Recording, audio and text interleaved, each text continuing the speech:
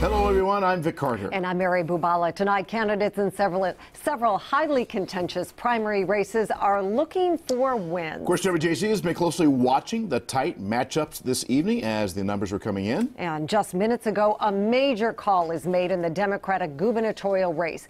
WJZ has learned Rushern Baker called Ben Jealous to concede, giving Ben Jealous the win. And here's a look at the results for the Democratic race for governor. Ben Jealous is the winner with 40% of the vote to Rushern Baker's 30%. Jim Shea had 8% of the vote with 81% of the precincts reporting. Krish Vignaraja has 8% of the vote. Rich Madalino, 6%. And the late Kevin Kamenetz's Valerie Irvin ticket had 3% of the vote in that race, even though Irvin dropped out. And WJZ is your election connection. We have a team of reporters covering the races. Let's begin with Denise Koch live downtown at Ben Jealous's election night headquarters, where they're celebrating a big victory. Denise?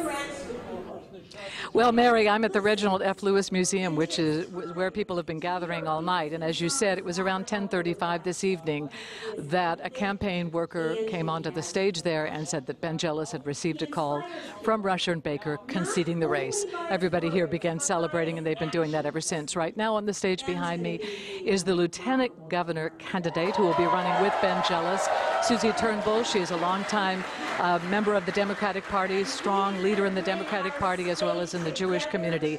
Any minute now, Ben Jealous is going to take the stage. In the crowd tonight, Mayor Catherine Pugh is here, as well as Congressman Elijah Cummings, and a very diverse crowd of people, young people, older people, many races here. As I spoke with them, all feel that his radical outsider platform is what brings them here. He has some very bold ideas, and it now does, as you said, appear as though Ben Jealous will go head-to-head with Governor Larry Hogan. He will be the Democratic candidate for governor. And all along, we have been saying that this has been a statistical dead heat between Rushern Baker and between Ben Jealous. But with about 30% undecided votes, clearly, when they went to the polls today, they decided in the advantage point of Jealous. So we're going to come back to you in just a few minutes as soon as Ben Jealous takes the stage. But for now, I'll send it back to you in the studio. Mary, Vic? Okay, Denise, thank you very much. Let's go now to Jessica Kataria live in Prince George's County at Rushern Baker's headquarters. Of course, this was a tough race for Rushern Baker because of the number of personal issues he has throughout the campaign. Jessica. Yeah, it certainly made things difficult, Vic. As you just mentioned, yesterday his wife had an incident, so as soon as he came out tonight on stage, said, "Thank you so much for all of your support and all of the warm feelings that everyone gave." Just spoke with him moments ago, and we'll have more on that in just a second. But he did call Jealous earlier to concede the race, and he says now Marylanders really need to focus on getting a Democrat back in Annapolis.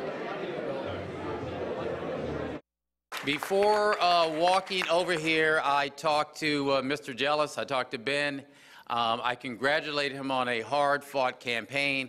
I told him we're going to do everything that we can to make sure that he is victorious in November, because the main thing is we need to get a Democrat back in Annapolis so that we can actually have health care for everybody, so we can actually raise the minimum wage, so that we can turn an education system that's gone down under Hogan's administration and turn it back up. So I want to thank him, and I want to thank his supporters for the hard work they've done.